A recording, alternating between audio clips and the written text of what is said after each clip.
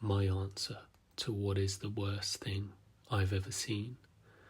This is part 2 of this story. Before we start, if you enjoy my content and want to see more, please feel free to like this video and subscribe. The man still slept. I still took it upon myself to make sure he was okay, but I never did it with the care I once had. He started to move.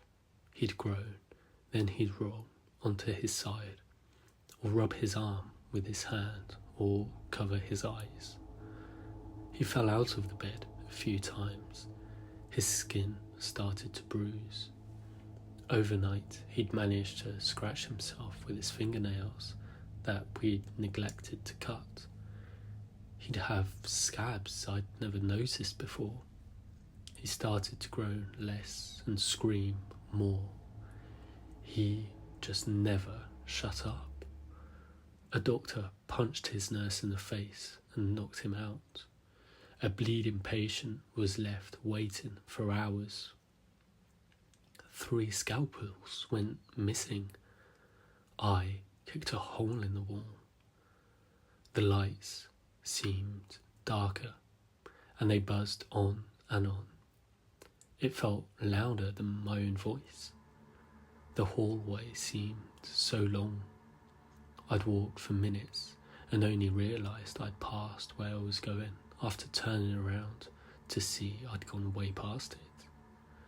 I started crying in front of patients without noticing, and still he cried and groaned and screamed. I could hear it from outside. I could hear it when I was asleep. Soon enough, I was the only person who'd stepped foot in that room. They'd be moving patients to the other end of the wing when possible, and spending as little time nearby as they could. I'm not sure if it helped, if there was any real attempt at intervention or investigation from above. I didn't see it. I think the hospital just rotted and we all let it. I still wanted to try to keep the place afloat, to do the community the service it deserved. So I still went into his god-damned room. I was hoping he'd die by now, but I wanted it to be in comfort. The perception of time in a coma must be wholly incomprehensible, and I can only hope that his pain was physical alone, his moans the product of a biological reflex, his suffering only visible on the surface. I want to believe that he was just asleep. I pray that he could not feel. I noticed his ring again one day. The skin around it had begun to swell, and he was slowly brushing it with his other hand, lightly, gently, up and down. It was uncharacteristic. His movements were often jerky, rapid, and frightening. His moans whispered out, and his eyes moved lazily under his eyelids. I realised that I was just staring at him. The image of his body has always been unforgettable. But it struck me more than ever that day. I stood there for a long time before my instincts kicked in and I had a look at his finger. The ring was so clean, almost reflective. The skin beside it had begun to turn red, and suddenly it seemed right to try and remove it. Whoever this signified a relationship to, they had clearly got nothing to do with him anymore. Relief is a precious thing, and he deserved the little I could try to give him. I went to remove it. The ring didn't budge. Never before or since have I attempted to do something that failed so immediately as that. It just didn't shift in the slightest when I pulled on it.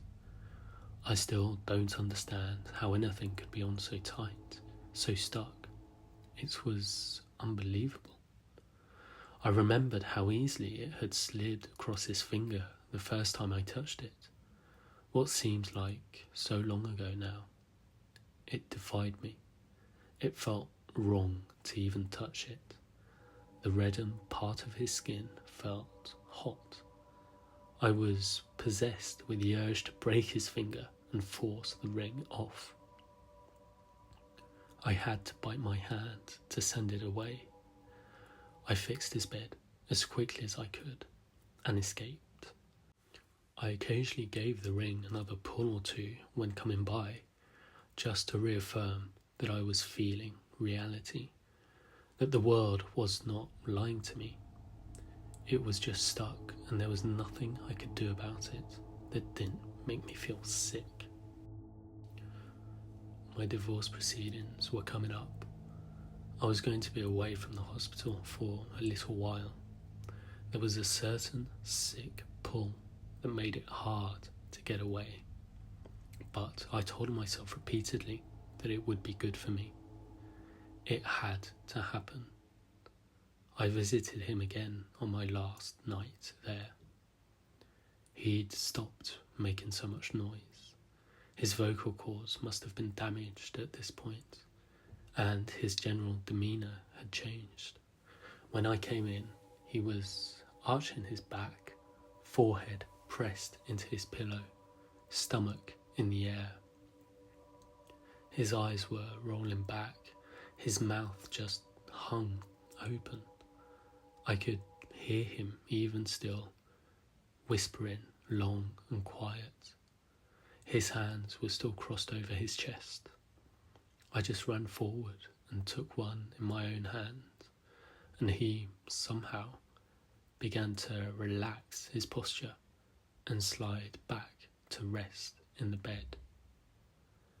It was the most directly he'd ever responded to something I did, and it scared me. I was immediately frozen, his fingers in my hand. He shouldn't have been able to react to anything. I still cannot fathom what kind of awareness he might have had at any point. God, if he was there the whole time, present but trapped. I stayed with him for longer than I should have, half terrified to leave, and half moved to comfort him. He still made me so angry sometimes. The false rage that puts holes in walls, but that night I could not find the anger in me. I pulled. I breathed past the icy fear and pulled on his ring.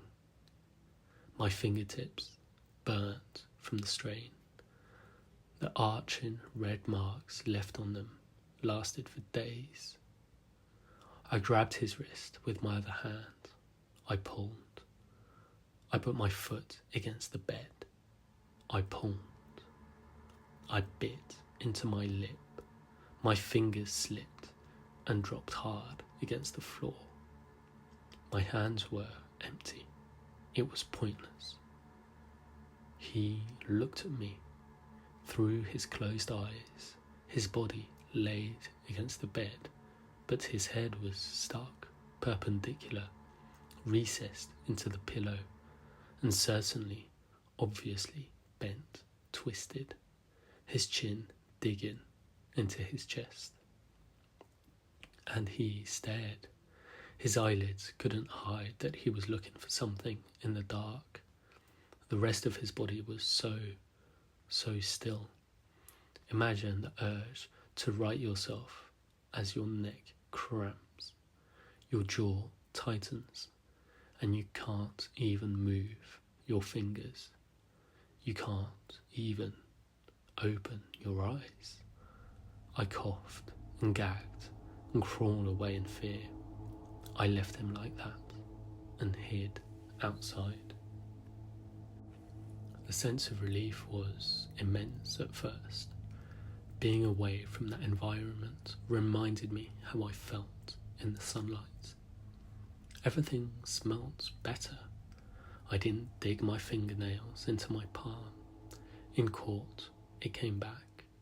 I couldn't blink without feeling like my eyes would never open again. I listened. I spoke. I looked my husband in the face, and I left scrapes on the side of my chair. I've never had to explain this before. It's hard to make the hole in my brain feel real. I've never cared about anything that much. I didn't care about my own divorce while it was happening. I wanted to be anything else. I wanted to myself. Nothing bad even happened. No one said anything, did anything. I just wanted to bite a chunk from my own arm every minute. Something wormed in there and made me sick. I threw up on the carpet before God and everyone. I was very nearly hospitalised. I was just so afraid that something was going to happen. Something is always about to happen. It worked out. I'm single again. My ex-husband got a lot of things in the split. It's not the worst time anyone has had in a courtroom. Everything real seemed so small. I hit my head against the wall a few times and went back to work.